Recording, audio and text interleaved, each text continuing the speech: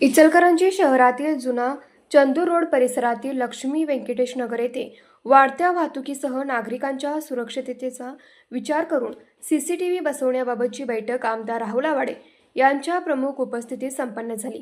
या बैठकीत स्थानिक नागरिक, सामाजिक कार्यकर्ते आणि परिसरातील पदाधिकारी उपस्थित होते। सर्वांनी मिळून परिसर अधिक सुरक्षित व सुव्यवस्थित करण्यासाठी सीसीटीव्ही बसवण्याचा निर्णय घेतला। नागरिकांच्या सुरक्षेचा प्रश्न हा प्रशासनाइतकाच समाजाचाही आहे। हे लक्षात घेऊन स्वतःच्या स्वखर्चातून एकूण खर्चातील 70% रक्कम देऊन या उपक्रमासाठी मोलाचे योगदान दिले।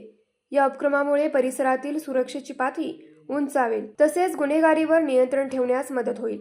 नागरिकांच्या हितासाठी नेहमीच तत्पर आहे, असे आमदार राहुल आवाडे यांनी सांगितले। न्यूज मराठी 24 साठी विनोद शिंगे, कोल्हापूर। हे आहे गोकुळचं श्रीखंड, अगदी जिभेवर रेंगाळणारं, जिभेवरच नाही तर मनावरही रेंगाळणारं गोकुळ श्रीखंड, मनावर रेंगाळणारं।